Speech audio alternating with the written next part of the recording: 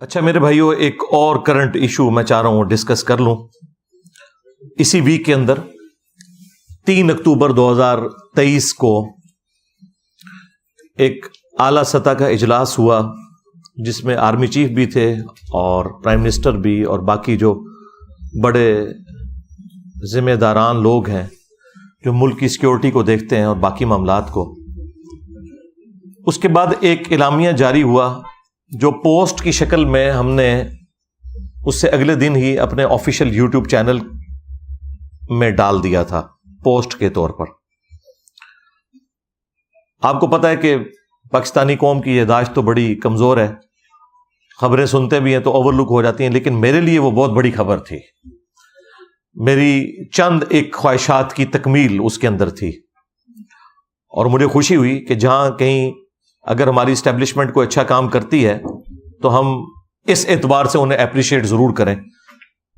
ویسے تو زیادہ تر ہم ان کے ناقد ہی رہتے ہیں، لیکن اس معاملے میں انہوں نے ایک اچھا سٹیپ لیا تو میں نے وہ جو 5 بڑے بڑے نکات تھے ان کے وہ ڈسپلے کروا دیے اس ایک پوسٹ کے اندر ہی، اور اس کے نیچے لکھا کہ ہم صرف اسی قسم کی اسلامک ڈیموکریسی کو پاکستان میں سپورٹ کریں گے اور ہمیں کسی قسم کا کوئی اسلامی نظام اس اعتبار سے نہیں چاہیے کہ کوئی نان اسٹیٹ ایکٹر جماعت، کسی فرقے کی جماعت جو ہے وہ سیاست کی آڑ لے کر اور پاکستان کے اوپر قابض ہو جائے اور باقی فرقے والوں کو وہ قتل کرنا شروع کر دیں، کبھی توہین مذہب کے الزام میں، تو کبھی گستاخ رسول کہنے کے الزام میں، تو کبھی گستاخ اہل بیت کہنے کے الزام میں، تو کبھی گستاخ صحابہ کے الزام میں. تو وہ پوسٹ جو لگی اس کے اوپر ظاہر ہے کہ ہر طرح کے لوگ ہیں، ان کا اپنا ریئیکشن آئے گا. کچھ لوگوں نے اسے اپریشیٹ کیا، کچھ لوگوں نے اس کے اوپر اپنے تحفظات کا اظہار کیا. تو میں چاہ رہا ہوں ایک تو وہ پوسٹ بھی ڈسکس کر لوں اور اس پہ جو لوگوں کی ریزرویشن ہے وہ بھی میں ان کو کلیئر کر دوں. 3 اکتوبر 2023 کو جو وہ اعلیٰ سطح کا اجلاس ہوا ہمارے سیکیورٹی اداروں کا، ان میں 5 جو بڑے بڑے پوائنٹ تھے جن کے اوپر انہوں نے ایگری کیا اور اسے اعلامیے کے طور پر جاری کیا. اس کی کورالریز میں اور پوائنٹ بھی ہیں لیکن بڑے پوائنٹس جو تھے وہ 5 ہی تھے. نمبر 1، ریاست سیاسی مقاصد کے لیے مذہب کی من پسند تشریح نہیں کرنے دے گی. دوبارہ سنیں، ریاست سیاسی مقاصد کے لیے مذہب کی من پسند تشریح نہیں کرنے دے گی. اس سے مراد وہ تمام سیاسی جماعتیں ہیں جو مذہب کی آڑ میں اپنے فرقے کا ایجنڈا لانچ کرتے ہیں اور دوسرے لوگوں کی زندگیوں کو ونریبل کر دیتے ہیں. اب ان جماعتوں کے نام لینے کی ضرورت نہیں ہے، وہ اللہ کے فضل سے یا اللہ کے غضب سے پوری قوم کو پتہ ہے، کیونکہ اس کی تکلیف پوری قوم اٹھا رہی ہے، خواہ مسلمان ہو یا کافر ہو. پاکستان میں رہنے والے ان مذہبی جماعتوں کے شر سے کوئی بھی محفوظ نہیں ہے. حتیٰ کہ حال یہ ہے کہ یہاں پہ کسی ریلیجس پرسنالٹی کو بھی اگر جان کو خطرہ ہوتا ہے تو دوسری مذہبی جماعت سے ہوتا ہے، کسی کافر سے نہیں ہوتا. اور پھر وہ امن حاصل کرنے کے لیے یورپ اور امریکہ میں یعنی کافراں دے ملک ٹر جاندے نے. وہ ایک کافراں دا ملک وہ ہے جتھے تہاڈی جان بچی ہوئی ہے، یا کافراں دا ملک وہ ہے کہ جدھر آپ کو ہر وقت یہ دھڑکا لگا رہتا ہے کہ کوئی عشق رسول کے نام کے اوپر آپ کا سر تن سے جدا نہ کر دے. یہ مسلمان ملک ہے، وہ اسلامی ملک ہے. چند ایک باتوں پہ آپ کو اختلاف ہو سکتا ہے. اگر احترام جان اور احترام مال نہیں ہے تو ہم نے چاٹنا ہے اس قسم کی گورننس کو، اور پاکستان میں یہی ہے. آپ اگر رفع الیدین سے نماز پڑھ رہے ہیں کسی مسجد میں یا اونچی آمین کہتے ہیں تو آپ کو کسی ہندو سے، کرسچن سے خطرہ نہیں ہے کہ وہ آپ کو مسجد میں گالیاں دے یا مسجد سے دھکے مار کے نکال دے. ان سے خطرہ ہے. آج آپ ایک نان مسلم کو اسلام کی دعوت دیتے ہوئے نہیں ڈرتے، اور نہ آپ کو اس سے کوئی خطرہ ہوتا ہے، کیونکہ آپ کو پتا ہے کہ یہ سنے گا کہ یہ ہمارا دین ہے، وہ اپنا پوائنٹ آف ویو سامنے رکھے گا. لیکن کسی مسلمان کو قرآن کی آیت بتاتے ہوئے یا بخاری مسلم سے نماز کا طریقہ بتاتے ہوئے، رکوع میں جاتے وقت اور رکوع سے اٹھتے وقت رفع الیدین، آپ ڈرتے ہیں کہ یہی کتے کی طرح مجھے کاٹ نہ لے. یہ کتے کی مثال قرآن میں آئی ہے علماء سو کے لیے، سورۃ الاعراف میں، بلعام بن بورا کے بارے میں. اور سورۃ نبی داؤد کے اندر بھی نبی علیہ السلام نے فرمایا میری امت میں ایسے گروہ پیدا ہوں گے کہ جس طرح باولا کتا کسی کو کاٹ جائے اس کے ایک ایک ریشے تک اس کا اثر پہنچ جاتا ہے نا، اس قسم کی بدعت ان گروہوں میں پیدا ہو جائیں گی. تو یہ کون سا باولا کتا ہے جو کسی مسلمان کو کاٹ جائے اور اس میں بدعت پیدا ہو جائے؟ یقیناً وہ کتا اسی نسل کا ہوگا جسے مولوی کہا جاتا ہے. ظاہر ہے کوئی اسکواش کا پلیئر تو نہیں نا جو کسی کو بدعت سکھائے گا، کوئی کرکٹ کا پلیئر تو بدعت نہیں سکھائے گا نا، کوئی مولوی سکھائے گا نا کسی فرقے کا. اور اس کے اوپر اجماع ہے. آپ بریلویوں سے پوچھیں وہ کہیں گے ہاں یہ دیوبندی ہے وہ باولے کتے. دیوبندیوں سے پوچھیں وہ کہیں گے بریلوی ہیں. سنی سے پوچھے وہ کہیں گے شیعہ ہیں. شیعہ سے پوچھیں وہ کہیں گے سنی ہے. جب یہی بات میں کرتا ہوں کہتے ہیں ہمیں گالیاں دے رہا ہے. اور بھائی تمہارے ہی اس کے اوپر آلریڈی اجماع ہوا ہوا ہے. ہم تو ساری باتوں کو بیک وقت انڈورس کرتے ہیں کہ سارے صحیح کہہ رہے ہو. بالکل بالکل تھوڑے نال. تو یہ ریاست سیاسی مقاصد کے لیے مذہب کی من پسند تشریح نہیں کرنے دے گی. بہت اچھی بات ہے جی، شکر ہے آپ کو خیال آیا کہ یہ ریاست ان لوگوں کے ہاتھوں یرغمال بن چکی ہے جو اپنی من پسند تشریح کرتے ہیں، ہر ایک کے اوپر گستاخی کے فتوے لگاتے ہیں. حالانکہ حال یہ ہے کہ اپنے بزرگوں نے چشتی رسول اللہ پڑھایا ہوا ہے. ہائے ہاں اے زخم میں چل رہا ہے تھوڑا، کینسر بنا دینا ہے. میں اشرف علی تھانوی رسول اللہ پڑھوایا ہوا ہے، مناظرے کیے ہوئے ہیں، آج تک کر رہے ہو. اب میرے ڈر سے آگے کہہ رہے ہیں کتاباں بدل گئی نے. ہاں دیکھ لو پھر کیسے قابو آئے نے. میرے نبی سا ہے ہی کوئی نہیں، تیرے بابے تے شاہ ہی کوئی نہیں، تے بابے تو ہی ہوں دستبردار ہو گئے تھے. الحمدللہ. دوسرا پوائنٹ اس میں تھا کہ کسی بھی شخص یا گروہ کو طاقت کے زبردستی استعمال کی اجازت نہیں دی جائے گی. کسی شخص کو یا کسی گروہ کو قانون کو ہاتھ میں لینا، طاقت کے ذریعے کسی سے کوئی چیز منوانا، اس کی اجازت نہیں دی جائے گی. اچھا یہ ساری باتیں آلریڈی ہمارا ایک آئینی حق ہے جو ہمارے کانسٹیٹیوشن میں لکھا ہوا ہے. یہ صرف اس کا اعادہ ہو رہا ہے اور یہ اب اس کی ضرورت پڑ گئی ہے ان کو. چلیں ہمارا بھی ساتھ بھلا ہو جائے گا اس حوالے سے. تو بالکل ہم کہتے ہیں، ہم تو شروع دن سے کہہ رہے ہیں کہ صرف فوج کا کام ہے کہ وہ جہاد اور قتال والے معاملات کے اندر لے کے چلے، اور ود ان کنٹری پولیس کا کام ہے جو سول ایجنسی ہے، یا کبھی یہاں سول گورنمنٹ نے رینجرز کو بلانا ہو تو وہ بلائیں. ادروائز کسی سیاسی یا مذہبی جماعت کا یہ کام نہیں ہے کہ وہ اپنا جہادی ونگ بنائے اور اس کے ذریعے جہاد کس کے خلاف کرے؟ مسلمانوں کے خلاف. ہاں فرانس تک تو انہوں نے پہنچ نہیں سکنا، یورپ تک تو پہنچ نہیں سکتے. یہاں نہ ہمارے بینک چھوڑتے ہیں یہ، نہ ہماری گاڑیاں چھوڑتے ہیں، نہ ہمارے مکان چھوڑتے ہیں. میں نے آج تک کوئی عاشق رسول نہیں دیکھا سو کالڈ جو لبیک یا رسول اللہ کہہ کے اپنے موٹر بائک کی ٹینکی میں جو ہے نا وہ آگ لگا دے. تو آڈے موٹر سائیکل ساڑن کے اے ندی حالت ہے. تو کسی کو اجازت نہیں دی جائے گی کہ وہ اس طریقے سے زبردستی یہ کرے. اب یہ لادہ بات ہے کہ یہ سارے کام ہماری اسٹیبلشمنٹ کی مرضی سے اور ان کی سرپرستی میں ہوتے رہے. یہ تو ایک حقیقت ہے، اور یہ وہ حقیقت ہے جو ہم پہلے دن سے آپ کو بتاتے ہیں. آج جو آ کے ہماری پوسٹوں کے نیچے کامنٹس کرتے ہیں پی ٹی آئی کے لوگ، نون لیگ کے لوگ، ایسے لوگوں کو شرم کرنی چاہیے. تم لوگ مجھے بتاؤ گے کہ اسٹیبلشمنٹ کا سیاست میں کوئی کردار نہیں ہونا چاہیے؟ سب سے زیادہ اسٹیبلشمنٹ کے ہاتھوں جو لوگ یوز ہوئے ہیں وہ ہمیں بتائیں گے. بھائی ہم تو اس وقت تمہیں سمجھا رہے تھے جب تمہارا پرائم منسٹر جو ہے وہ اسٹیبلشمنٹ کے ساتھ مل کے مخالفین کو جیلوں میں گزارا رہا تھا. آج وہ خود جیل میں گیا تو تمہیں یاد آ گیا کہ فوج کا سیاست میں کوئی کردار نہیں ہونا چاہیے. 2018 کے الیکشنز کو کس طرح مینج کیا گیا، 2014 کے دھرنے کیسے ہوئے، اس وقت تم لوگوں کو خیال نہیں آیا. آج ہمیں بتا رہے ہیں جی علی بھائی اسٹیبلشمنٹ کو آپ یہ سپورٹ کر رہے ہیں، ان کا تو یہ کردار ہے. مجھے بتا رہے ہیں دیکھو ہم تو 2012-13 کی میری ویڈیوز یوٹیوب کے اوپر اپلوڈ ہیں جب آپ لوگوں کو پتہ ہی نہیں تھا، اور اس وقت ہماری جہادی تنظیم میں ایسٹ ہوتی تھی فوج کا. جماعت الدعوہ باقی تنظیمیں، میں اس وقت بھی ان لوگوں کے خلاف بولتا تھا کہ یار یہ کام غلط ہو رہا ہے، یہ تمہارے گاٹے فٹ ہوں گے.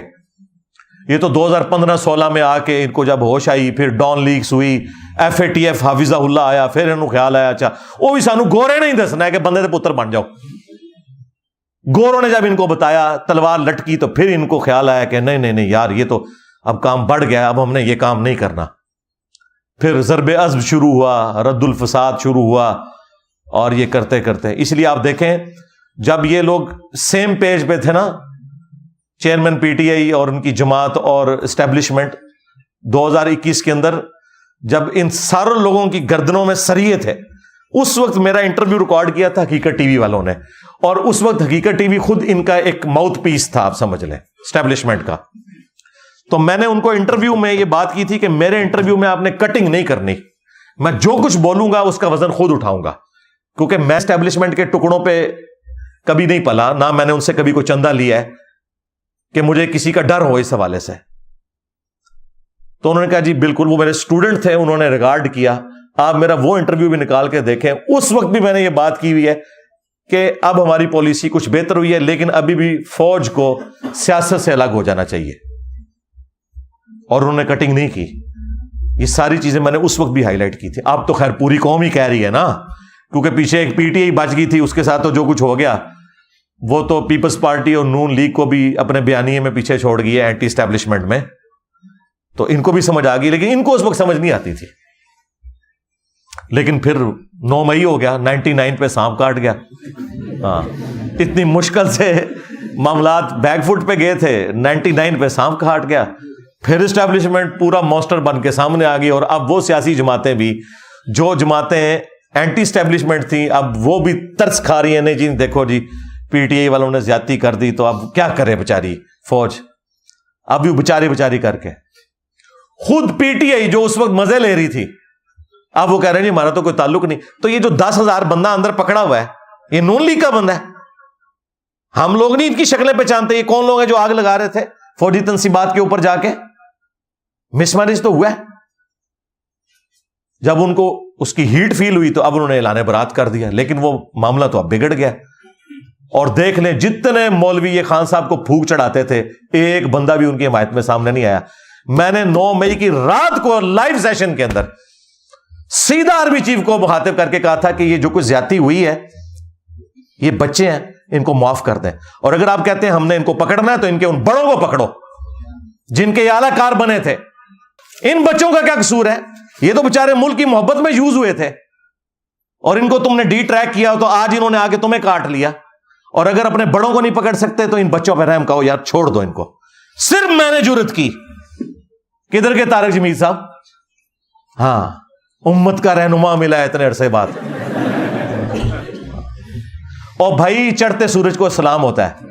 ٹروتھ لور جو ہے نا، وہ نہیں دیکھتے کہ سورج چڑھ رہا ہے یا ڈوب رہا ہے، وہ حق کی آواز کو بلند کرتے ہیں. تو میں نے اسی وقت کیا، بار بار کیا، آج پھر کر رہا ہوں کہ اگر آپ اپنے بڑوں کو سزا نہیں دے سکتے، چھوڑ دیں، باقیوں کو بھی معاف کر دیں. ٹھیک ہے؟ اگر آپ کہتے ہیں کہ نقصانات ہوئے ہیں، اس سے زیادہ نقصانات ہماری اسٹیبلشمنٹ کر چکی ہوئی ہے اپنی غلط پالیسیز کی وجہ سے. صرف مشرف نے جو پاکستان کو نقصان پہنچایا نا،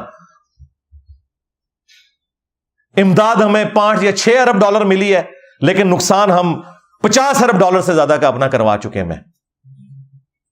تو بس ٹھیک ہے یار، اگر تمہارے بڑوں نے اتنا نقصان کیا ہے، یہاں پہ عوام سے بھی کوئی تھوڑا بہت کوئی مس ہینڈل ہو گیا تو ٹھیک ہے یار، درگزر کرو. اور اگر اپنے بڑوں کو سزا نہیں دیتے، ان کو سزا دیتے ہو، تو ظاہر ہے پھر عوام میں کبھی بھی تمہارے لیے محبت کے جذبات پیدا نہیں ہوں گے.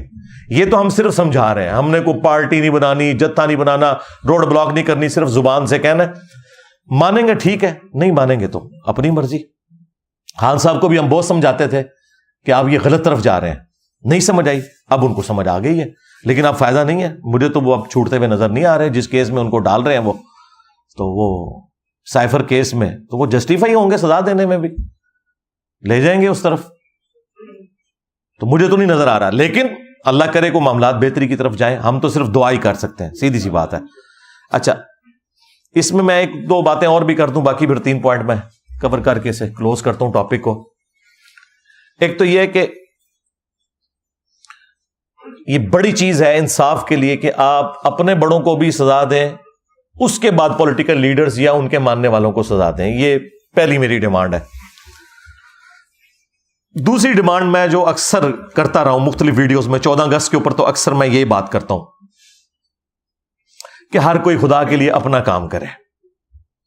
یعنی یہ جو ہمیں ایک شوق چڑھا ہوا ہے عدلیہ کو کہ وہ آ کے پارلیمنٹ میں دخل دے, فوج جا کے عدلیہ میں دخل دے, اور عدلیہ جا کے جو ہے وہ فوج کے معاملات کو دیکھے, کبھی ان کو سپورٹ کرے, کبھی خلاف ڈسیزن دے دے. بھائی اپنے اپنے کام کرو, ہر بندہ اپنا کام کرے تو ملک آگے چلے گا. ادروائز دوسرے کے کام میں اگر آپ لچ فرائی کریں گے تو بھائی آپ اپنا کام بھی صحیح طریقے سے نہیں کر سکیں گے. اور اس کے لیے میں نے کہا تھا کہ ملک میں اگر آپ نے اسٹیبلٹی لانی ہے تو آپ ایک چارٹر لکھ لیں, چارٹر آف ڈیموکریسی. اس میں بھلے اسٹیبلشمنٹ بیٹھے, فوج بھی بیٹھے, عدلیہ بھی بیٹھے, پولیٹیکل لیڈرز بھی بیٹھے, ساری جماعتوں کے, اور یہ ڈیسائیڈ کر لیں کہ ہماری اکانومی کی لائن اب آندہ 25 سال کے لیے 5 دفعہ جو اسمبلیاں اپنا وقت پورا کریں گی, ہماری اکانومی کی لائن یہی رہے گی. کوئی سیاسی جماعت دوسری سیاسی جماعت کے اوپر اکنامک پالیسی کا بلیم نہ دے, سارے مل کے پالیسی بنائے کہ آج اگر پی آئی اے کو ہم نے پرائیویٹائز کرنا ہے تو کرنا ہے. یہ نہیں ہے کہ پی ٹی آئی جو ہے وہ بیچ میں اپنا لچ فرائی کر دے کہ نہیں نہیں یہ ہو جاتی ہو رہی ہے, جب خود آئے تو پھر اور بات کرنا شروع کر دیں, نون لیگ کی حکومت آئے تو اور بات کرنا شروع کر دیں, اور جب اپوزیشن میں جائے تو اور بات کرنا شروع کر دیں, صرف پوائنٹ سکورنگ. یہ کام نہ ہو, ایک ڈیسیژن ہو, سارے اسے فالو کریں. اور اسی میں چارٹر آف اکانومی لکھا جائے اور چارٹر آف ڈیموکریسی, یہ 2 چارٹر لکھ لیے جائیں کہ ایک دوسرے کی حکومتوں کو نہیں الٹیں گے, اور اکانومی کے پوائنٹ آف ویو سے ایک آپ لائن لیں گے, تاکہ یہ آندہ سے یہ معاملات اس طریقے سے نہ بگڑیں. 5 دفعہ اسمبلیاں پوری شرافت کے ساتھ اپنا وقت پورا کریں. اس طریقے سے نہیں کہ آپ پرائم منسٹرز کو کبھی پوری قوم کو آپ نے لگایا کہ جناب یہ اتنا بلینز آف ڈالرز جو ہے وہ فلاں لیڈر لے گیا اور اینڈ پہ آپ کو ایک اقامہ ملا. ٹھیک ہے, تو میں کہتا ہوں یار یہ کروڑوں روپے ملک کے ضائع کیے, اگر اقامہ ہی نکالنا تھا اس میں سے. ٹھیک ہے, تو اس طرح کرنے کی بجائے نا آپ اصول اور انصاف کے اوپر معاملات کو لے کے چلیں, بجائے یہ کہ اپنے پولیٹیکل گینز کے لیے آپ کبھی مذہبی جماعتوں سے دھرنے کروائیں, پھر انہیں پیسے بانٹیں. ٹھیک ہے, پھر وہ اس وقت بھی آ جائیں جب آپ کو ضرورت نہ ہو, پھر آپ ان کے اوپر کریک ڈاؤن کریں, جب کریک ڈاؤن ہو تو پھر وہ ملک بند کر دیں, اور یہ تماشا لگا رہے. تو چارٹر آف ڈیموکریسی اور چارٹر آف اکانومی یہ لکھا جائے, پالیسی سیم چلتی رہے. تیسرا پوائنٹ جو پچھلے دنوں یہ جڑاملا والا واقعہ ہوا جس میں 18 کے قریب گرجے جلے, وہ تو خیر کلیم بہت زیادہ بڑا فگر کر رہے ہیں, اور اس وقت ہمارے جو پنجاب کے آئی جی ہیں ڈاکٹر عثمان صاحب, انہوں نے تو بتایا کہ 6000 کے قریب نفری پیچھے تیار تھی جس نے یہ سارا معاملہ اور آگے بھڑکانا تھا, اس لیے ہم نے اس وقت معاملے کو ٹھنڈا کیا. تو مجھے اس وقت بھی بڑا یعنی غصہ آیا اس کے اوپر کہ یار یہ قوم کس طرف جا رہی ہے. بہرحال اب انہوں نے وہ جن 6000 بندے تھے ان کی لسٹیں پوری بنا لی ہوئی ہیں, انہوں نے وہ ایک ایک کر کے ساروں کو قانون کے کٹہرے میں لے کے آئیں گے. اور میں نے اس وقت بھی ریکویسٹ کی تھی کہ یار آپ نے ضرب عض شروع کیا, آپ نے رد الفساد کیا, ایک رد النفاق بھی کریں. یہ منافق ہے, یہ پاکستان کے ساتھ بھی منافقت کر رہے ہیں نان اسٹیٹ ایکٹر, اور اسلام کے ساتھ بھی منافقت کر رہے ہیں, عوام کو دھوکہ دے رہے ہیں. ان کے خلاف ایک آپریشن لانچ کریں, رد النفاق. وہ الحمدللہ اب نام اس کا جو بھی وہ رکھیں, بال رد النفاق شروع ہو گیا جے. میں تمہیں دس دیا انشاءاللہ. اب یہ وقت کے ساتھ حالات بہتری کی طرف جائیں گے انشاءاللہ. اور چوتھی چیز اس میں جو میں نے وہ بیانیے میں بات کی تھی رد النفاق کے بعد, کہ جو پھر بندے پکڑے جائیں ان کو پھر عدالتوں کے ذریعے سزائیں دلوائی جائیں, اور یہ فوری انصاف ہو. فائز عیسیٰ صاحب بھی وہاں پہنچے تھے, اب تو خیر وہ چیف جسٹس بن گئے. جڑاملا واقعے کے فوراً بعد وہ پہنچے تھے وہاں پر, اب انہی کے پاس کیسز لگنے ہیں.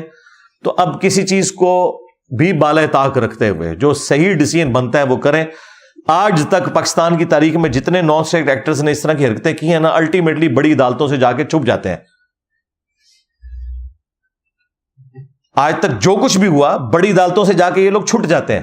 اس لیے چھوٹتے ہیں کہ وہاں جا کے گواہ جو ہے گواہی نہیں دیتے, ان کی جان کو خطرہ ہوتا ہے. گواہ مکر جاتے ہیں. اب عدالت نے تو شواہد کی بنیاد پہ فیصلہ کرنا ہے. میرا خیال ہے گواہ اگر مکر بھی جائیں, اگر آپ کے پاس کیمرے کا ریکارڈ موجود ہے, سی سی ٹی وی سے یہ چیز کنفرم ہو جاتی ہے کہ یہ لوگ مجرم ہیں, انہیں سزا ملنی چاہیے. سیدھی سی بات ہے. ادروائز یہ معاملات اس طریقے سے چلتے رہیں گے. یہ 4 چیزیں ہو گئی. اور 5ویں چیز میں نے کہا تھا کہ یہ خیر میرا ایک ذاتی شغف ہے, یہ آپ کی مرضی ہے, چاہے تو سافٹ ویئر اپڈیٹ کر دیں ان کا, تو چاہے کوئی ایک مولوی سٹی بنا دیں, جس طرح جو ہے وہ اٹلی میں ویٹیکن سٹی بنا اور مولویوں کو کہا کہ بھئی ادھر لڑو بھیڑو جو کچھ کرنا ہے, ادھر جا کے خیر ان کا بھی ڈانگ نکل گیا.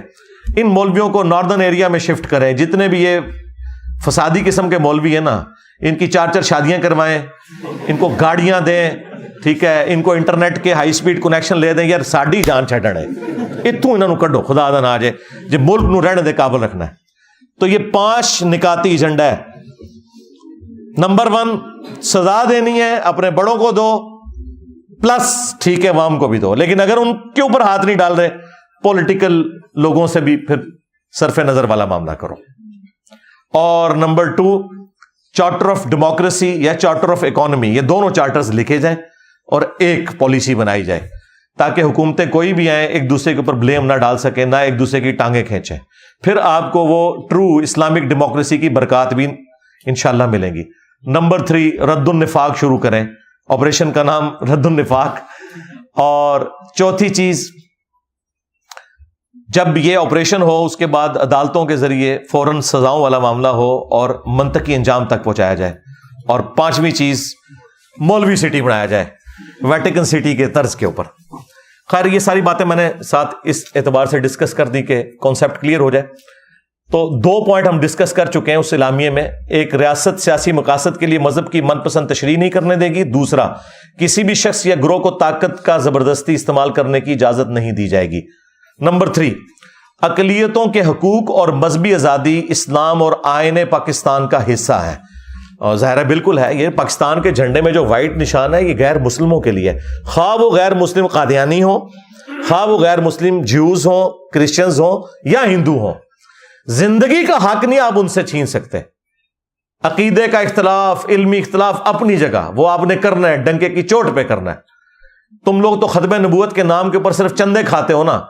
علمی جواب قادیانیوں کے علمی وظائف کے صرف میں نے دیے ہیں. آج بھی یوٹیوب پہ مجھے بتائیں کسی بھی ختم نبوت کی تحریک کی کوئی علمی ویڈیو دکھائیں. زیادہ سے زیادہ یہ کہیں گے جی وہ ٹوائلٹ میں مر گیا, بس اس قسم کے ان کے پاس اعتراضات ہوتے ہیں. علمی بات کوئی نہیں کی سوائے میرے. درجنوں ویڈیوز ہیں میری قادیانیوں کے خلاف. انہوں نے صرف, اور انہوں نے بھی اینٹی قادیانی کام کیا ہے. ختم نبوت پہ تو کسی نے بھی نہیں کام کیا. ختم نبوت اس دن ہوگا ہاں جس دن چشتی رسول اللہ اشرفی رسول اللہ پہ بھی یہ لوگ بات کریں گے جدھر سے چندے لے کے کھا رہے ہیں. اسی شہر سے نکلتے ہیں جہاں سے کتابیں چھپ رہی ہیں, ادھر دھرنا نہیں دیتے, مصیبت ہماری جان کو ڈال دیتے ہیں. تو یہ جو اقلیتوں کے حقوق ہیں بالکل ان کی حفاظت ہونی چاہیے. یہ all over the world Pakistan کے لیے بدنامی کا معاملہ بنا ہوا ہے. 4تھی چیز اس میں تھی, ملک میں سیاسی مسلح گروہ یا تنظیم کی کوئی جگہ نہیں ہے.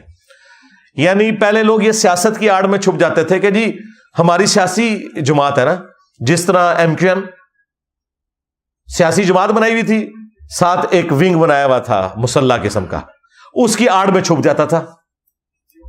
اور ساری جماعتوں نے اپنے اپنے اس قسم کے نا اسلحے کی بنیاد کے اوپر بنائی ہوئی ہیں ونگز. پیپلز پارٹی نے بھی بنائی ہوئی ہے, ہاں جماعت اسلامی نے بھی بنائی ہوئی ہے. اور آپ اور چھوڑ دیں یار, یہ جو آپ کو بڑی شریف تنظیمیں نظر آ رہی ہیں, دعوت اسلامی کی بھی ہے ایک سنی تحریک کے نام کے اوپر.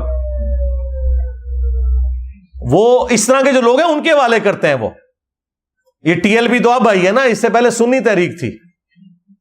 اور ادھر بھی دیکھ لیں آپ, تبلیغی جماعت بالکل ٹھیک ہے, لیکن دوسری طرف سپاہی صحابہ, لشکر جنگوی, اور پولیٹیکل جماعت میں مولانا فضل الرحمان صاحب.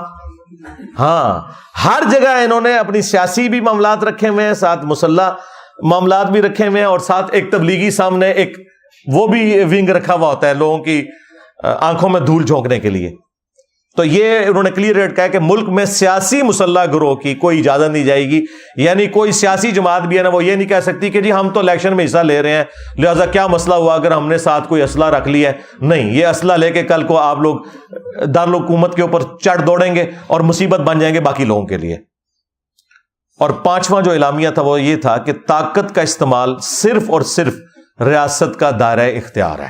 یہ جو ہم اکثر کہتے ہیں کہ یار یہ فوج اور پولیس کا کام ہے کہ وہ امن کو اسٹیبلش کریں، نہ کہ یہ ہے کہ مولوی اسلحہ ہاتھ میں لے کے تو وہ جا کے فلموں کی اور دکانیں توڑنا شروع کر دیں جا کے، جو کچھ لال مسجد کے اس میں ہوا. پھر اس کے ریونج میں آپ دیکھ لیں ظلم بھی ہو گیا، اور وہ پھر ہم نے اس کے بعد خود کش حملے بھی بھگتے. ظاہر ہے لال مسجد میں جو کچھ ہوا ان کی طرف سے تو مس ہینڈلنگ ہوئی، اس وقت کی اسٹیبلشمنٹ سے بھی مس ہینڈلنگ ہوئی، اور اس کی ہیٹ پھر ہم آج تک محسوس کر رہے ہیں. تو یہ 5 پوائنٹس تھے جو اس میں ڈسکس کیے گئے، اور اس کے بعد انہوں نے کہا کہ اب ہم جو اس حوالے سے سائبر کرائم اور یہ ساری چیزوں کو اسٹیبلش کریں گے اور لوگوں کو پکڑ کے سزائیں دیں گے. اور میں تو سمجھتا ہوں کہ یہ ایک ہمارے صبر کا ہمیں پھل ملا ہے، اور آواز بلند کرنے کا یہ ایک نہ ایک دن یہ ہونا تھا. اور یہ اب ریاست جب ٹھان لیتی ہے کسی معاملے کو تو آپ دیکھ لیں، ڈالر دیکھ لیں، پھر آیا نا 307 سے نیچے، کیونکہ ریاست نے یہ فیصلہ کر لیا کہ بھائی یہ غلط ہو رہا ہے، یہ کام نہیں اب ہونے دینا. پہلے وہ ریاست میں ہی بیٹھے ہوئے لوگ تھے جو ان ساری سمگلنگ کو سپورٹ کرتے تھے، یہ سب کچھ وہی انہی کی سرپرستی میں ہو رہا ہوتا تھا. تو میں تو دعا کرتا ہوں کہ یہ معاملات آگے چلیں، اور آخر میں ریکویسٹ یہ ہے کہ یار الیکشن کراؤ، اور اس معاملے کو انٹرم گورنمنٹ کی بجائے جو عوام کی منتخب حکومت جو بھی آئے اس کے سپرد کریں، تاکہ ایک لانگ ٹرم پالیسی بنے اور معاملات جو ہیں وہ بہتری کی طرف جائیں. ہم اپنے بڑوں کو وقتاً فوقتاً یہ چیزیں ہائی لائٹ کرتے رہتے ہیں تاکہ قیامت کے دن ہماری اس اعتبار سے کوئی پکڑ نہ ہو کہ ہم نے کوئی سچائی کے حوالے سے بزدلی کا مظاہرہ کیا ہے یا کسی کو ہائی لائٹ نہیں کی. اور بڑوں کے لیے تو میں اکثر وہ حدیث بیان کرتا ہوں کہ بخاری اور مسلم دونوں میں حدیث ہے کہ سب سے برا اگر کوئی گڈریا ہے تو وہ ہے جو کسی جگہ کا حکمران ہے.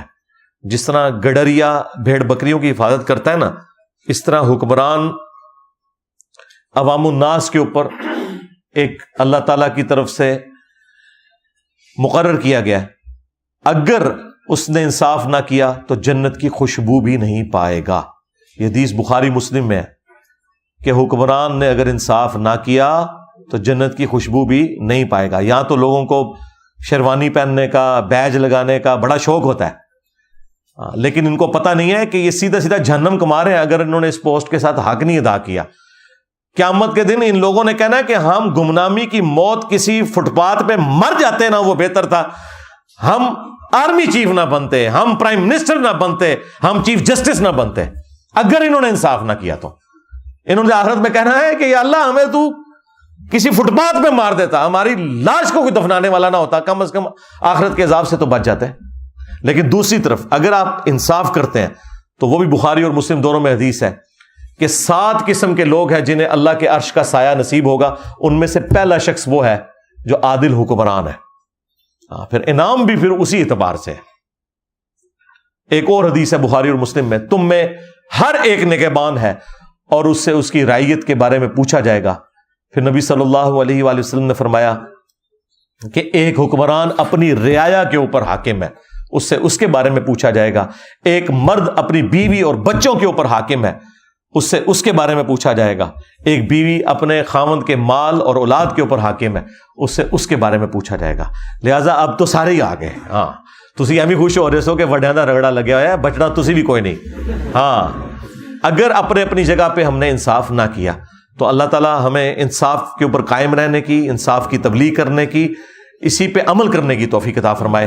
صلو علی محمد وآل محمد، اللہم صلی علی محمد وعلی آل محمد واصحاب محمد وازواج محمد وامت محمد اجمعین الی یوم الدین. مجھے بائی چانس یہ بھی کچھ باتیں یاد آئیں. میں چاہ رہا ہوں کہ آج چونکہ ماحول بنا ہوا ہے، تھوڑا اپنی زندگی کا کوئی ایک ایسا پہلو اس سے جو جڑا ہوا ہے جو میں نے آج تک کیمرے میں کبھی بیان نہیں کیا، وہ بھی ڈسکس کر لوں تاکہ ریکارڈنگ میں آ جائے. خصوصاً ہمارے ان لوگوں کے لیے جن کو کبھی کوئی شیطان وسوسہ دلاتا ہے میرے حوالے سے. علماء کبھی کہتے ہیں یہود و نصارہ کا ایجنٹ ہے، اب انہوں نے کہنا شروع کر دیے جی یہ اسٹیبلشمنٹ کا ایجنٹ ہے، اتنی دلیری سے بولتا ہے، اس کو پکڑتا کیوں نہیں ہے. بھئی میرے ساتھ جو کچھ ہوا ہے پچھلے 10-12 سالوں میں وہ آپ کو تو میں نے نہیں بتایا ہوا، تو آپ کسی گمان میں نہ رہیں کہ میری زندگی کوئی اتنی آسانی سے گزر رہی ہے. لیکن یہ بات حقیقت ہے کہ میں کبھی بھی اسٹیبلشمنٹ کا اعلی کار نہیں بنا. اس کی وجہ سے مجھے اتنی تکلیفیں نہیں اٹھانی پڑیں جو اسٹیبلشمنٹ کے پالتو لوگوں کو اٹھانی پڑتی ہیں.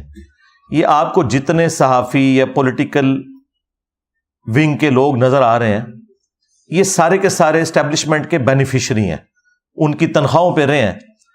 اب تنخواہیں تو ان سے کھاتے رہے، جب ان کی ناراضگی ہوئی، وفاداری کسی اور کے ساتھ انہوں نے نبھانی شروع کی تو ان کو غصہ آیا تو ظاہر ہے وہ پکڑ کے انہیں نامعلوم افراد میں ہی داخل کریں گے.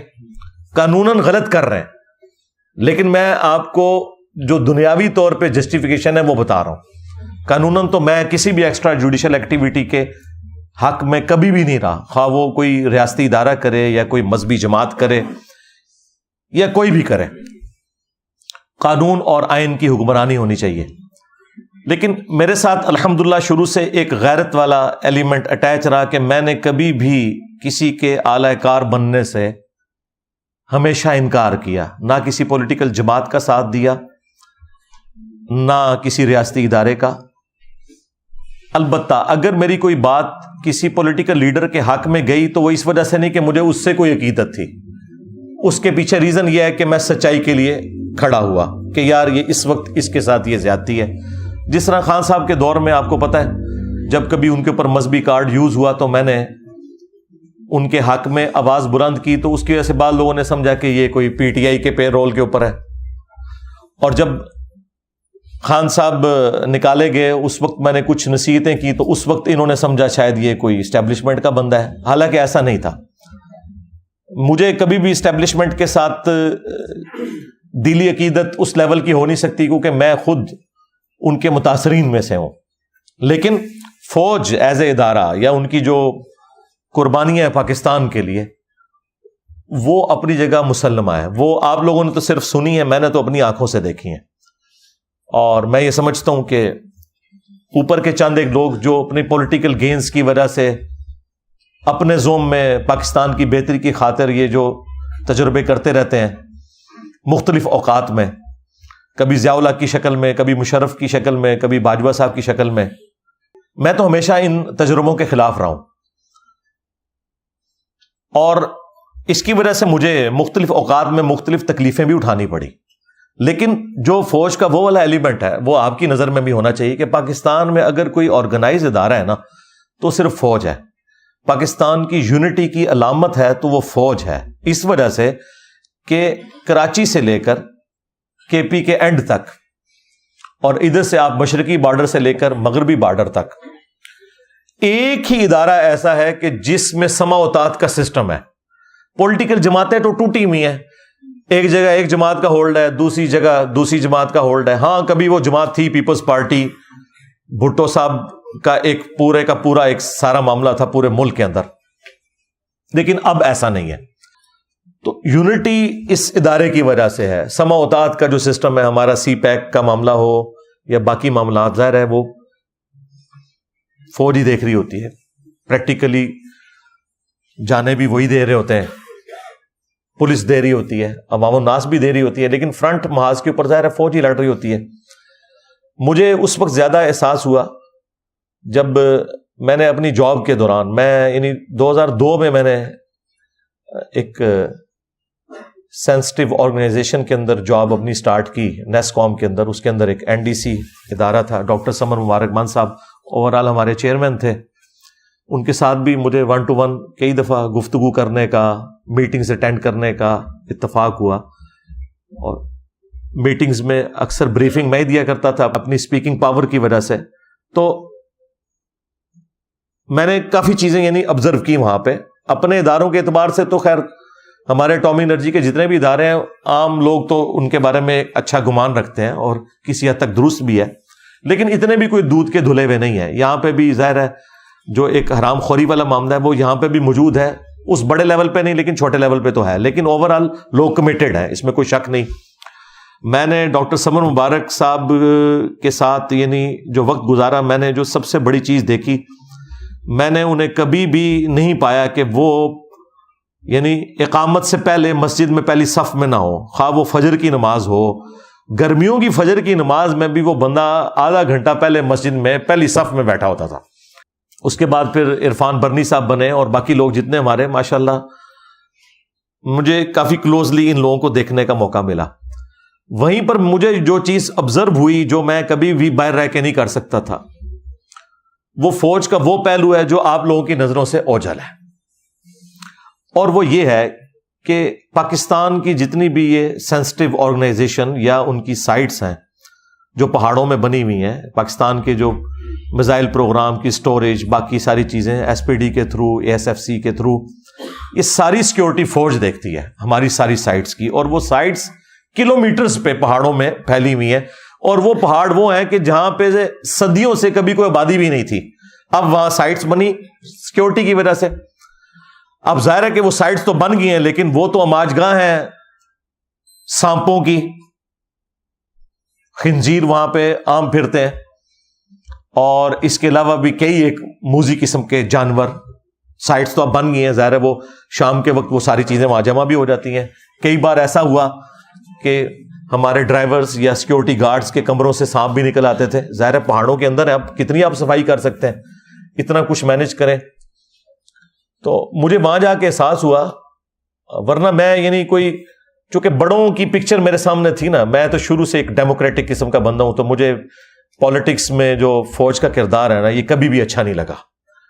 اور بچپن میں ہم بھی یعنی اسی قسم کے جذباتی پاکستانی تھے، ہمیں سمجھ ہی کوئی نہیں تھی۔ جب 1988 میں بے نظیر آئی اور ان لوگوں نے IJI بنوائی، اور ہم لوگ بھی وہ جتنے وہ گندے قسم کے نعرے ہوتے تھے اسکول لیول پہ ہم بھی لگایا کرتے تھے، ہم سمجھتے تھے کہ مسلم لیگ کو یا یہ اسلامی جمہوری اتحاد کو سپورٹ کرنا یہ اسلام کی سپورٹ ہے، اور یہ جو ہے پتہ نہیں کوئی کافر ہے بے نظیر جو ہم پہ مسلط ہو گئی ہے۔ وہ تو پھر ہمیں بعد میں پتہ چلا کہ یہ تو بڑے لوگوں کی گیمیں تھیں، اور وہ 90s کی تو پوری گیم جو پیپلز پارٹی اور مسلم لیگ کی جو یہ تماشا چلتا رہا، یہ ان بچوں نے نہیں دیکھا کہ جو صرف خان صاحب کی باتیں سنتے ہیں، اس لیے ان کو نہیں پتا کہ دوسری جماعتوں نے بھی اپنے اپنے وقت میں کیا کیا تکلیفیں کاٹی ہیں، ایک دوسرے سے بھی اور اسٹیبلشمنٹ سے بھی۔ پھر انہوں نے آ کے چارٹر آف ڈیموکریسی لکھا تھا۔ یہ تو آج بڑا سکون ہے اس اعتبار سے، جو کچھ 90s میں ہوتا رہا، 1.5-2 سال بعد حکومت الٹ جاتی تھی اور یہ سارے معاملات ہوتے تھے، ہمیں بھی اس وقت سمجھ نہیں تھی، لیکن جب سمجھ آئی تو مجھے پتا چلا کہ یار یہ تو سارے کا سارا مسئلہ جو ہے وہ ایک ادارے کی وجہ سے خراب ہو رہا ہے۔ تو میرے دل میں ان کے لیے کبھی بھی کوئی اس طرح کا نرم رویہ یا جذبہ نہیں تھا۔ میں آپ کو جاب پہ جانے سے پہلے کی بات کر رہا ہوں، لیکن جب میں نے وہاں یہ والا اسپیکٹ دیکھا، پھر میں نے کہا یار یہ بےچارے تو ان کے آفیسز سے لے کے اسٹاف کے لوگوں تک سر کہہ کے تو ہم سے بات کرتے تھے، پھر ہماری سیکیورٹی کے لیے انہوں نے سب کچھ کرنا اور اتنے اچھے اخلاق سے پیش آنا۔ مجھے پھر وہ والا جب اسپیکٹ سامنے آیا نا، تو پھر میں نے کہا کہ نہیں یار یہ فرق کرنا چاہیے ہمیں، جس طرح ہمیں پولیٹیکل جماعتوں میں بھی اچھے لوگوں میں اور برے لوگوں میں فرق کرنا چاہیے، مذہبی جماعتوں میں بھی، فرقوں میں بھی، ان کے عقائد میں بھی، کہ سنی کی ساری باتیں غلط نہیں، شیعہ کی ساری باتیں غلط نہیں، جو میں اچھی بات کو سپورٹ کرتا ہوں، اور برائی سے آپ نے الگ رہنا ہے۔ وہی جو حضرت عثمان نے ہمیں سکھا دیا ہے کہ نماز مسلمانوں میں نیکی کا کام ہے، نیکی کے کاموں میں ان کا ساتھ دو، جنہوں نے مسجد نبوی پہ قبضہ کیا ہوا ہے، صحیح بخاری 695 نمبر حدیث، برائی میں ان سے الگ رہو۔ حالانکہ اسٹیک پہ خلافت لگی ہوئی حضرت عثمان کی، لیکن اپنے مخالفین کے بارے میں کہہ رہے ہیں نمازیں ان کے پیچھے پڑھو، اگرچہ انہوں نے مسجد نبوی پہ قبضہ کر لیا، کیونکہ نماز تو کوئی برائی کا کام نہیں۔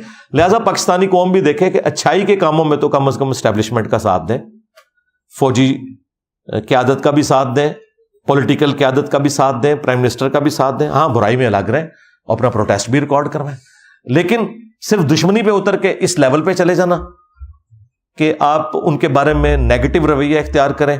میں یہ سمجھتا ہوں یہ جو ابھی ڈیسیژن ہوا ہے، جو میں نے آپ کو 5 پوائنٹ بتائے کہ اب یہ ڈیسائیڈ ہوا ہے کہ کوئی بھی سیاسی جماعت مسلح گروہ بنا کے اس طریقے سے مذہب کی من پسند تشریح کر کے نہیں چڑھ دوڑے گی دوسرے کے اوپر، یہ بہت بڑا ایک ڈیسیژن ہے۔ اسی طریقے سے ابھی یہ جو ڈالرز کے حوالے سے جو کچھ ہوا اچھی چیز ہے۔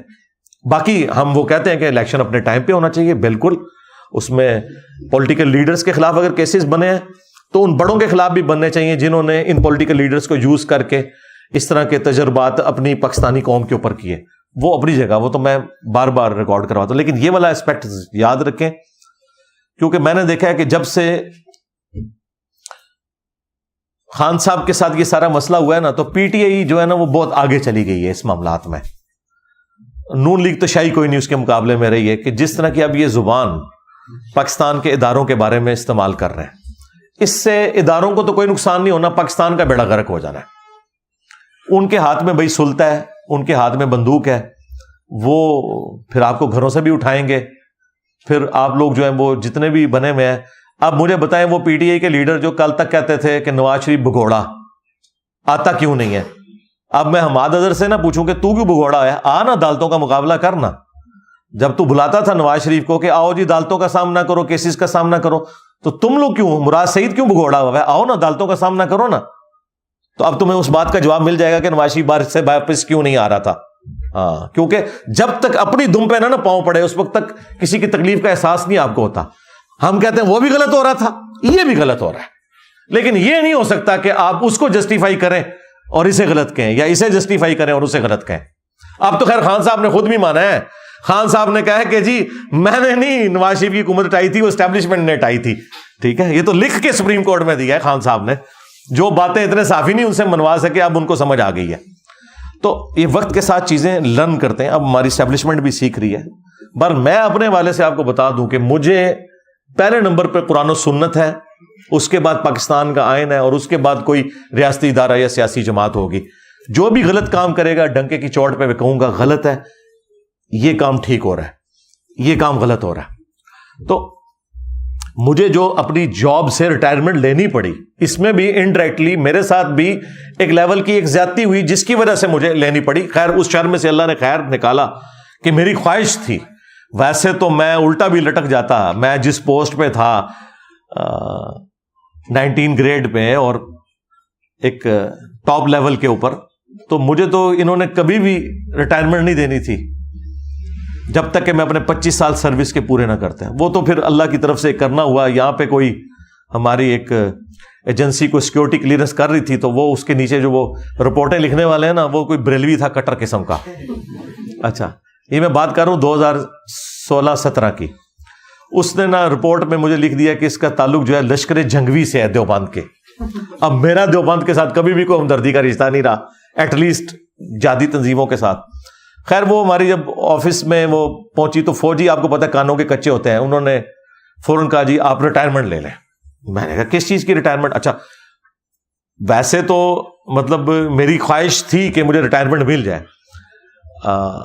میں نے جتنا بھی دین کا کام بڑے لیول پہ جتنا کیا وہ اپنی جاب کے دوران کیا، یہ ذہن میں رکھیے گا. 2008 میں میری ریکارڈنگ شروع ہوئی ہیں اور یہ میں 2017 کی بات کر رہا ہوں، 9 سال تک، جبکہ آلموسٹ ہمارے سارے میجر لیکچرز ریکارڈ ہو چکے ہوئے تھے. تو میں نے کہا اس الزام کے ساتھ تو میں نے نہیں جانا. ویسے آپ آفر کریں کہ ٹھیک ہے میں پبلک فگر ہوں اور اس کی وجہ سے تو ٹھیک ہے، کوئی مسئلہ نہیں. 15 سال میری سروس ہے، مجھے 15 سال سے زیادہ سروس ہو چکی ہوئی تھی، تو مجھے بینیفٹس بھی مل جائیں گے جو جاب کے ہیں. اتنے تو نہیں ملیں گے لیکن چلیں کوئی آدھے تو مل ہی جائیں گے، لیکن اس الزام کے ساتھ نہیں. لیکن آپ کو پتا ہے فوج کی ایک مینٹالٹی ہے، وہ غلط بھی ڈیسیژن کرے نا، غلطی علیحدگی میں تو مان لیتے ہیں، پبلکلی نہیں مانتے. یہ ان کے ساتھ ایک کمزوری اٹیچ ہے. یہی وجہ ہے کہ یہ سب کچھ کر رہے ہیں، ابھی کبھی یہ نہیں کہہ رہے کہ جی ہمیں معاف کر دیں، ہم سے غلطی ہوئی ہے، یہ نہیں کبھی کہیں گے. ویسے کبھی کسی صحافی سے دلائیں گے جی ماضی میں ہم سے بھی غلطیاں ہوئی، معافی نہیں مانگیں گے. یہ ان کی ایک مینٹالٹی ہے. معافی کے لیے صرف ڈاکٹر عبد القدیر صاحب ہی تھے، ہاں ان کو قربانی کا بکرا بنایا. معافی کے لیے صرف پولیٹیکل لیڈرز ہی بچے ہوتے ہیں.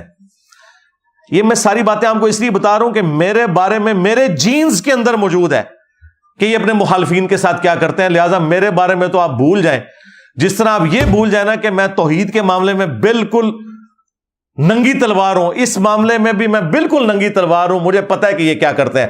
ہمیں کوئی پی ٹی آئی والا یا نون لیگ والا جو ہے نا وہ آئین کا درس نہ دے اور یا ہمیں وہ اینٹی اسٹیبلشمنٹ بیانیہ نہ بتائے، ہمیں آپ سے زیادہ پتا ہے. ٹھیک ہے، تو بہرحال اس وقت جب یہ معاملات چلے تو میں سیدھا پھر اسلام آباد ہائی کورٹ میں نے کیس کر دیا اپنے ادارے کے خلاف. اور جسٹس شوکت صدیقی صاحب، وہ بھی میری طرح آپ کو پتا ہے نڈر قسم کا جج، اس نے بلا لیا. اور وہ تو مطلب اس طرح کے معاملات میں کوئی کسی کا لحاظ نہیں کرتے تھے. ان کی عدالت میں کیس لگا، ان کو بلایا تو یہ آئے بائیں شائع کرتے رہے اور 1 سال تاریخیں بھگتے رہے، صرف ڈانٹ کھا کے وہاں سے آتے تھے. الٹیمیٹلی پھر آخری دفعہ تو انہوں نے بڑے سخت الفاظ میں نے کہا کہ بھائی میں اب اس کو پھر ون سائیڈڈ ڈیسائیڈ کر دوں گا اگر آپ لوگوں نے یہ سارے معاملات اس طریقے سے لے کے چلنے ہیں. وہ خیر ان دنوں پھر شوکت صدیقی صاحب کی وہ تقریر ہو گئی, وہ تو چلے گئے خیر کیس. پھر دوسری جسٹس اطہر من اللہ اس وقت ابھی چیف جسٹس نہیں بنے تھے اسلام آباد ہائی کورٹ کے, ان کی کورٹ میں لگ گیا, کیس وہاں پہ چلا گیا. بال وہ معاملات چلتے رہے. بس اس دوران پھر اللہ تعالیٰ نے کو میرے دل میں یہ بات ڈالی کہ یار ٹھیک ہے. مجھے پھر کچھ لوگوں نے اپروچ کیا کہ سر اب آپ کا جو لیول ہے, آپ اس ادارے میں کیا کرنا ہے, آپ نے آ کے یہاں تو سارے آپ کے اسٹوڈنٹ بیٹھے ہوئے ہیں, تو بس اب آپ یہ کام کریں. تو مجھے بات کلک کر گئی. میں نے کہا ٹھیک ہے یار. پھر میں نے اس معاملے کو اوور لک کر کے 2020 کے اینڈ پہ جا کے میں نے وہ پھر اپنے ساری ریٹائرمنٹ والا معاملہ بھی کیا, اور سارے وہ پرانے جو میرے ایریئرز رہتے تھے وہ ریسیو کیے, اور آفیشیلی میں نے سگنیچر کر دیے. اس دوران خیر میں نے اپیل کے لیے جو ہے نا وہ اپلائی کیا تھا. جب میری ان کے ساتھ میٹنگ بھی, تو اس وقت بھی میں نے ان کو کہا کہ یار یہ اس طریقے سے آپ نے کوئی الزام لگانا, صحیح الزام لگائیں, لیکن غلط الزام کے ذریعے یہ نہ کریں. میں نے اس لیے سے کیا تھا. بہرحال یہ میں بتانے کا مقصد یہ ہے کہ میں خود اس فیز سے گزرا ہوا ہوں. ٹھیک ہے, وہ تو اللہ تعالیٰ نے ہر شر میں سے کوئی خیر نکالنی ہوتی ہے. میرے لیے جو اللہ تعالیٰ نے یہ پوسٹ رکھی ہوئی ہے, وہ ڈاکٹر ذاکر نائک کی بات وہ کہتے ہیں کہ میری والدہ کہا کرتی تھی کہ میں ہزاروں اپنے ڈاکٹر ذاکر نائک قربان کر سکتی ہوں اگر ایک احمد دیداد ہمیں ڈاکٹر ذاکر نائک کی شکل میں اور مل جائے. تو ڈاکٹرز تو بہت ہوں گے, لیکن ڈاکٹر ذاکر نائک تو ڈاکٹر ذاکر نائک ہے. کنگ ایڈورڈ میڈیکل کالج نے کئی MBBS ڈاکٹرز پروڈیوس کیے ہیں, لیکن ڈاکٹر اسرار تو پھر ڈاکٹر اسرار ہے. ٹھیک ہے, تو اس لیے میں نے جب دیکھا میں نے کہا یار میکینیکل انجینئر دنیا میں اور بھی کہیں ہیں, اٹامی انرجی میں ہائر پوسٹ میں ہے, لیکن یہ اس وقت جو اللہ تعالیٰ نے یہ اس کام کے لیے مجھے چن لیا, اور ظاہر ہے کہ اللہ تعالیٰ ہی کسی کے دل میں بات ڈالتا ہے, اس کو صلاحیتیں دیتا ہے غیر معمولی حالات و واقعات میں. تو میں نے پھر اس کام کو پورے پیشن کے ساتھ الحمدللہ لے کے چلوں. اور آپ دیکھ لیں 2017 میں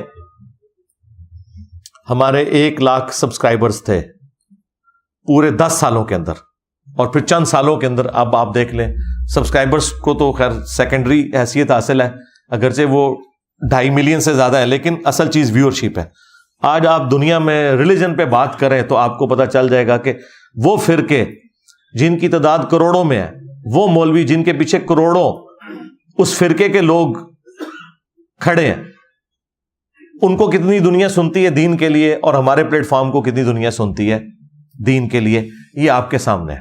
دیکھیں تبلیغی جماعت نے یا دعوت اسلامی نے اگر ترقی کی ہے نا, تو ایک فرقے سے انہوں نے جنم لیا ہے جن کے کروڑوں ماننے والے تھے, اور میں سارے نو پوڑ کے رہا دیتا ہے. دیکھیں نا یہ ہونا کہ یعنی ایک بندہ بریلویت سے اٹھے تو ظاہر ہے کروڑوں بریلوی موجود ہیں, چند اس کے ساتھ لگ جائیں گے, اور پھر سارے محاذوں پہ بیک وقت جنگ لڑ کے, اور پھر اللہ تعالیٰ کی یہ نصرت کہ سچائی کی طاقت ہے کہ باقی لوگ تو اپنے فرقوں کی دعوت کو لے کے چلے, جہاں کروڑوں لوگ ساتھ موجود تھے وہ سارے فیل ہو گئے, اور جو سارے فرقوں سے ٹکر لے کر کھڑا ہوا اللہ اور اس کے محبوب علیہ السلام کی فیور کے اندر, جس کے ساتھ کوئی بھی نہیں تھا, اور اللہ تعالیٰ نے اس کی آواز کو اس طرح پوری دنیا میں پہنچایا, پورا پیراڈائم شفٹ ہو گیا. لوگ اکثر کہتے ہیں انجینئر صاحب کو اسٹوڈنٹ تیار کریں اپنے بعد, میں نے کہا اپنے بعد کیا, اپنے بعد کا بھی کام میں نے اپنی زندگی میں اللہ نے مجھ سے لے لیا.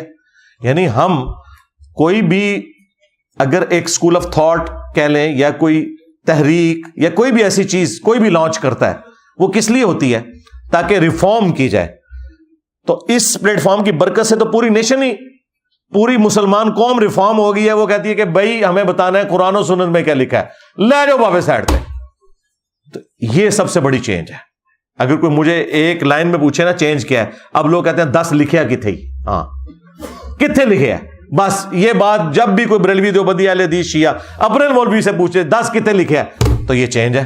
اس سے بڑی اور چینج کیا چاہیے؟ اس طرح کی چینج تو پہلے کبھی نہیں آئی تھی. تو یہ وہ ریفارم ہونا ہے. الحمدللہ اللہ کا شکر ہے کہ ہم نے اس معاملے کو بڑی ایمانداری کے ساتھ لے کے چلے ہیں. لہٰذا میرے بارے میں کبھی بھی کسی نے وہم نہیں کھانا کہ میں کبھی اسٹیبلشمنٹ کا اعلی کار بنوں یا بنا رہا, یا کبھی ناٹ ایٹ آل, نیور, کبھی بھی نہیں. میں بالکل سچائی کے لیے ہمیشہ کھڑا ہوتا ہوں, آندہ بھی کھڑا ہوں گا. آپ دیکھیں لوگ تو رالیں لوگوں کی ٹپک رہی ہوتی ہیں. یہ جو خان صاحب کے دور کے اندر اس وقت کی جو اسٹیبلشمنٹ نے جو پلان کیا ہوا تھا نا, اس پلان میں مجھے بھی انہوں نے یوز کرنے کی کوشش کی. میرے پاس بندے بھیجے کہ آپ کو وزارت مذہبی امور دیں گے, آپ کی لائف کو تھریٹ ہے, آپ وہاں شفٹ ہو جائیں.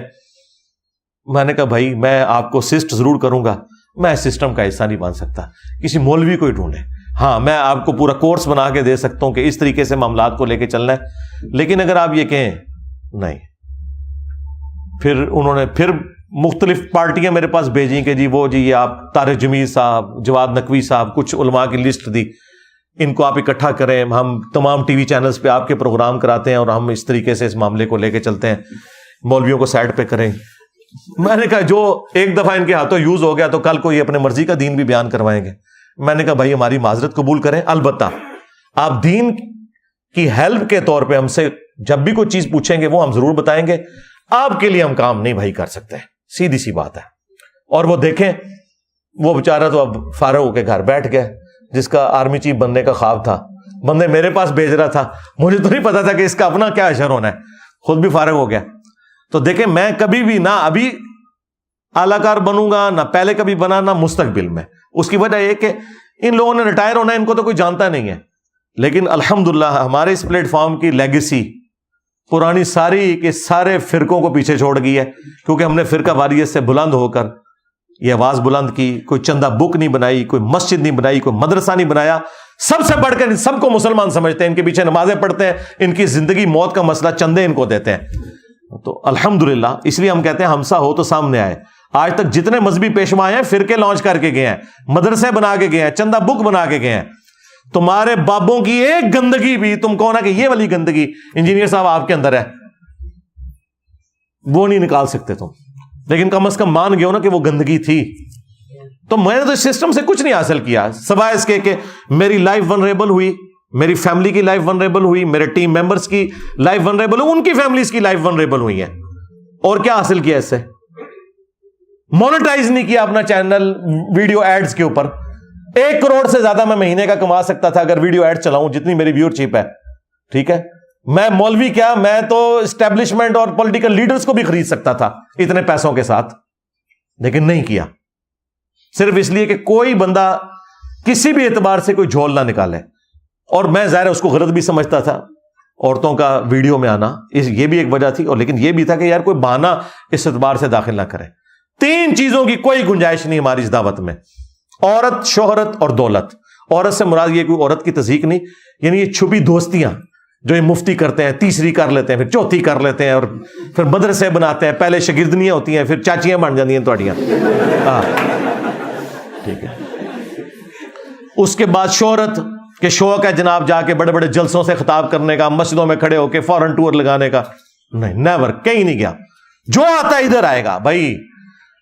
وہ اکثر ہمارے یہاں پہ اکیڈمی میں فون آتا ہے نا, لاہور سے لوگ آتے ہیں, پنڈی سے, اسلام آباد سے. میں نے کہا دیکھ لو, پہلے جیلم سے لوگ داتا دربار جاتے تھے, اب داتا دربار والے جیلم شریف آتے ہیں. یہ فرق ہے, یہ فرق ہے.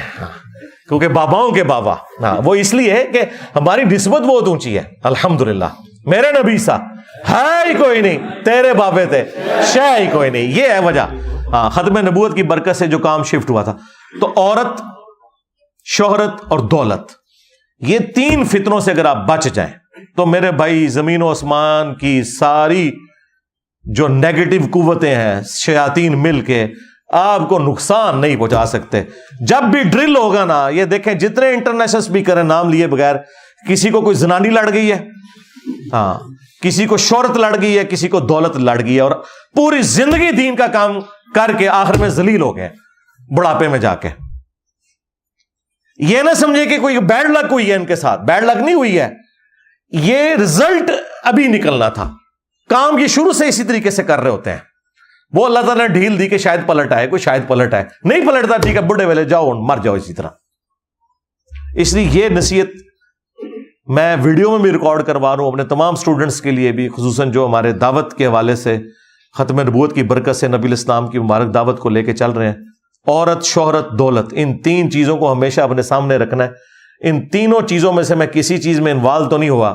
جب آپ سمجھے انوالو ہو گیا, اب آپ سمجھے اخلاص بھی گیا, اللہ کی مدد بھی گئی.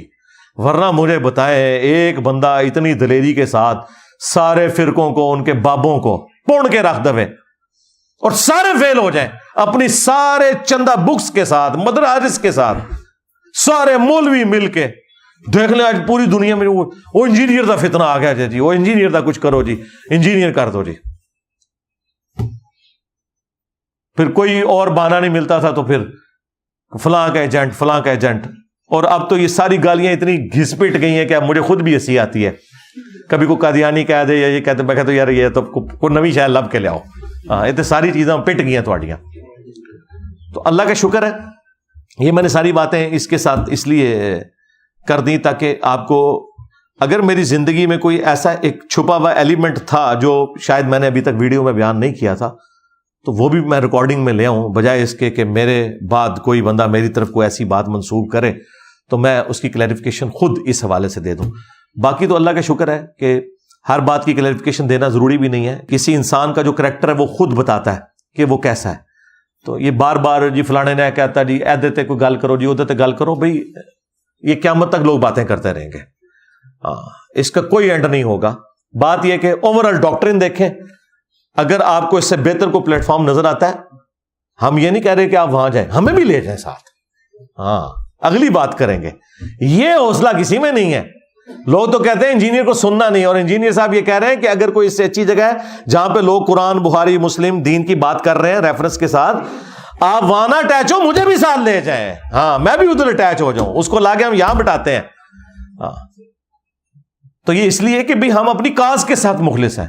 مجھے کیوں کسی سے جیلسی ہوگی؟ میں تو چاہتا ہوں کہ ہر گلی سے انجینئر نکلنا چاہیے جو اپنے نبی علیہ السلام کا مجاہد بن کر ختم نبوت کی برکت سے قرآن و سنت کی دعوت عام کرے، بجائے یہ کہ بزرگ بابوں کو لے کر چلے. سیدھی سی بات ہے. صلو علی محمد وآل محمد، اللہم صلی علی محمد وعلی آل محمد واصحاب محمد وازواج محمد وامت محمد اجمعین الی یوم الدین. اللہم انی اسألک بانک انت اللہ لا الہ الا انت الاحد الصمد الذی لم یلد ولم یولد ولم یکن له کفوا احد وإلہکم الہ واحد لا الہ الا هو الرحمن الرحیم. الف لام میم. اللہ لا الہ الا هو الحی القیوم. اللہم صلی علی محمد وعلی آل محمد. اللہم ربنا آتنا فی الدنیا حسنہ وفی الآخرۃ حسنۃ وقنا عذاب النار. ربنا آتنا من لدنک رحمۃ وہیئ لنا من امرنا رشدا. اللہم اغفر لحینا ومیتنا وشاہدنا وغائبنا وصغیرنا وکبیرنا وذکرنا وانثانا. اللہم من احییتہ منا فاحیہ علی الاسلام ومن توفیتہ منا فتوفہ علی الایمان. اے اللہ، جن جن بھلائیوں کا سوال تیرے محبوب صلی اللہ علیہ وآلہ وسلم نے تجھ سے کیا، ہمارے حق میں، ہمارے ماں باپ کے حق میں، ہمارے بیوی بچوں کے حق میں، پوری امت کے حق میں قبول منظور فرما. جن جن چیزوں کے شر سے تیرے محبوب صلی اللہ علیہ وآلہ وسلم نے تیری پناہ طلب کی، تمام مسلمانوں کو ان تمام چیزوں کے شر سے اپنی پناہ عطا فرما. بالخصوص چائنا، کشمیر، انڈیا، فلسطین، یمن، عراق، شام، پاکستان، افغانستان، جہاں کئی مسلمان کس پرسی کی زندگی گزار رہے ہیں، غیب سے ان کی عزت، آبرو، جان و مال کی حفاظت فرما. حاضرین کے دلوں میں جو جو نیک اور جائز دعائیں ہیں قبول منظور فرما. حاضرین کے جو چھوٹے بڑے رشتہ دار فوت ہو چکے ان کی مغفرت فرما. جو زندہ ہیں ان کو اپنی موت سے پہلے قبر و آخرت کی تیاری کرنے کی توفیق عطا فرما. جو بیمار ہیں انہیں شفائے کلی عطا فرما. یہ تمام دعائیں تمام مسلمانوں کے حق میں قبول منظور فرما. اے اللہ، ہمارے ملک پاکستان کی خیر فرما، اندرونی اور بیرونی خطرات سے محفوظ فرما، پورے عالم اسلام کی خیر فرما. سبحان ربک رب العزت عما یصفون وسلام علی المرسلین والحمد للہ رب العالمین وصلی اللہ علی النبی الکریم وعلی آلہ واصحابہ اجمعین الی یوم الدین. آمین.